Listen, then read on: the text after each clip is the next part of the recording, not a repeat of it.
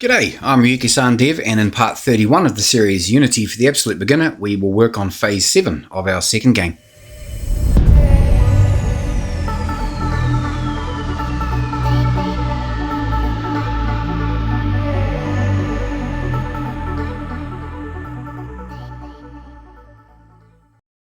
Alrighty, so we are continuing on from phase 6 where we set up sound and particle effects. Today we will start working on the menu scene, so let's get into it. Okay, so I'm opening up the project where we left off in phase 6. Alrighty, so let's create a new scene by right-clicking our scenes folder in the project and select create and then scene. And let's name it menu. Now, before we double click it to open it, let's copy the background folder from our hierarchy in the gameplay scene. Then we can just paste it into the menu because we will use the same background in there. Now double click the menu scene to load it. And now paste the background we just copied into the hierarchy. Now it's going to look a little freaky because our camera is not set up the same way as the gameplay scene was. So first of all, drop the background folder down and delete the two borders. Won't be needing those. And now click on the main camera and change projection to orthographic and change its size to around about 4.2. Should make the background fill the scene. Cool. Now this background already has the script to make it move, so we don't need to do anything else to it. Just remember though, if you do change something in the move background script that we made, such as scroll speed or something like that, it will affect both the menu and the gameplay scene backgrounds. Okay, the background is all set. Now let's set the scene up. So firstly, as it is right now, if you've been following along with me and haven't compiled the game yet, then we're all good. But if you have actually been playing around with it and compiled the game with the gameplay scene, then it's going to be the first scene to load, but we want the menu to be the first scene. So whichever the scenario, let's double click our gameplay scene to get back into it. And yep, if you get prompted, save the menu scene. Now click File and Build Settings. So firstly, make sure that Windows, Mac and Linux is selected because we're building this for a computer game. Then if you have no scenes listed in the top window, then click Add Open Scenes. And our gameplay scene should pop up in there. Now close that window. And now double click the menu to get back into the menu scene and do the same thing. So get into Build Settings and click Add Open Scenes again. So now you should see both scenes. So then we just need to make sure here that the order is correct. Menu should be 0 and gameplay should be 1. You can just drag the scene up or down to change the order. Cool. Now close that window. Alrighty. So firstly we need a title of the game. So let's get a title text in there on a new canvas by right clicking in the hierarchy and selecting UI and text Mesh Pro. And let's name it title. Change its text to MineCraft Invaders, or whatever you'd like to call the game. Center the text. Change the font to MineCraft font. And let's size it to 136. And disable wrapping. And we'll give it some color. I'm going to use a color gradient for this one. So select color gradient. And then change the normal vertex color. I'm going to make mine 0CBD32. Then in the gradient, change the second color to 04FF00. And the third color to 0029FD. Of course, you can use any colors you like. I'm just keeping the same green theme. Alright, now move the title to the center somewhere and drag it up close to the top where you would like it. And you can probably leave the anchor at the middle center for this one. Alright, that's the title. Now, just to make this look a bit more authentic, let's put a company thing in here. So we'll add another text Mesh Pro. and we'll call it company or something like that. And I'm just going to make my text something like this. And we'll size mine down to 21 and turn wrapping off. And finally drag it down to the bottom right corner and set the anchor to the bottom right. Actually, while we're at it, let's set up the name of the game, etc. in settings. That will matter later on when we start saving scores. So click Edit and Project Settings and click the player and enter a company name, a product name, and even a version if you want to.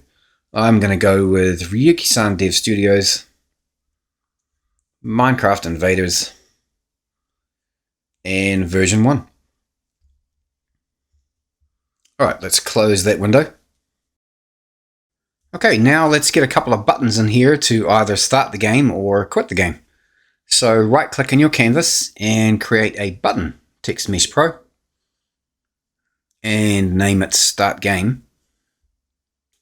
Drop it down and put Start Game in for the text. Okay, now click back up on the button again and let's make it a little bigger and change its color. I'm going to set my width to 190 and my height to 60. And change the normal color of the button to 04B2 1A. Of course, you can make it any color you like. Okay, now let's just copy that button in the canvas and paste it in again, and we'll rename the second one to Exit Game. And use your position Y in the inspector to drag it underneath your Start Game button. And rename its text to Exit. And now select both buttons and drag them down towards the bottom somewhere. We need to leave enough room in the middle for the high scores to go. Alright, well, we're going to need a couple of functions to run when these buttons are clicked, so let's make an object and a script to manage the menu. So right click in your hierarchy and create an empty and name it Menu Manager. And let's create a script with the same name for it. So right click in Scripts and create a new C# script and give it the same name. And drag that script onto the Menu Manager object. Alright, now let's open the script. Alrighty, so let's make a couple of quick functions in here. We can probably remove start and update methods. We might need them later, but we can always put them back if we need to. So first let's do public void start game. And in between the curlies, scene manager dot load scene 1. And now let's do another function, public void exit game. And in between those curlies, application dot quit. Right, so we have two functions that can be called by the buttons to quit the app or start the game. The start game function is loading the gameplay scene, or scene 1. So let's save this. And now jump back into our canvas and click on the start game button. Scroll down till you see on click. Click the plus button and drag the menu manager object from the hierarchy into the empty object slot. And then select Menu Manager and the function Start Game that we just created. And now we do the same for Exit Game, the only difference being that we use the function Exit Game. Right, we are ready to give this a little test, so let's play. Alright, background is scrolling, and if we click Start Game, gameplay scene loads, and we can begin playing. Cool. Okay, so that's all great, but I think a few sounds in here might make it a little better. So let's get some more sound files in here. As usual, these sound files are available in my GitHub link in my description. So drag the 3 new sound files into your audio folder. And first off, of course, we'll do the menu music. It's the all familiar calm track from MineCraft. So click on the main camera and let's add an audio source component. And drop it down and add the MineCraft calm as the clip. And also make sure that looping and play on awake is enabled. Cool.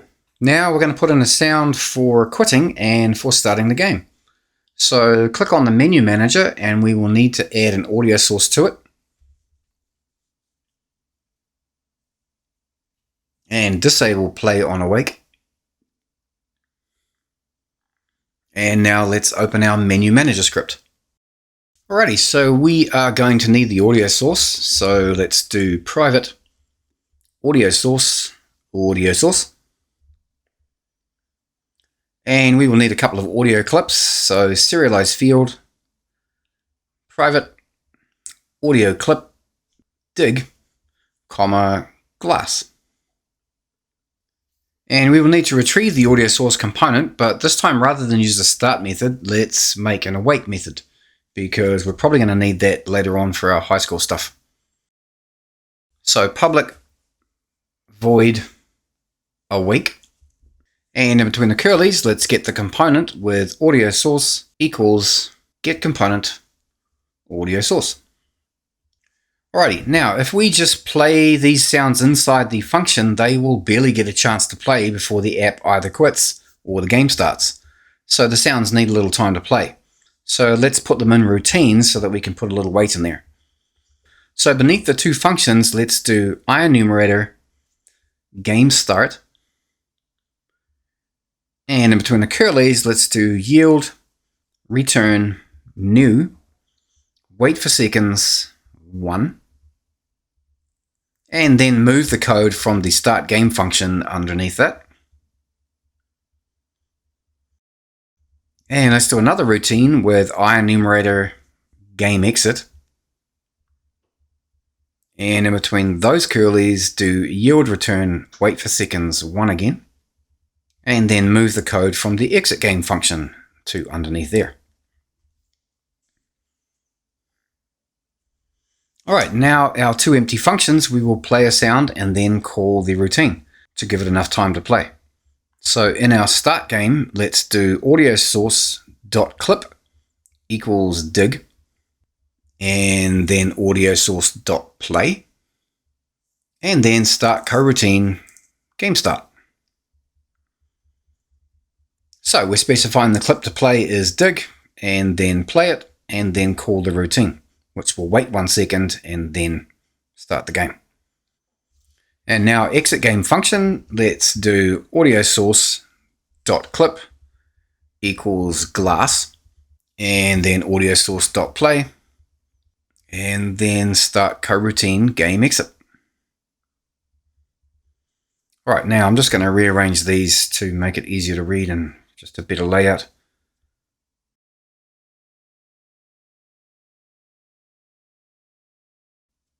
Cool, so we are ready to test this, so let's save it.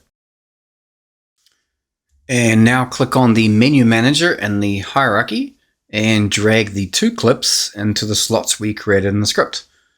So drag MineCraft dig grass into dig and MineCraft glass break into glass. Okay, and let's play it.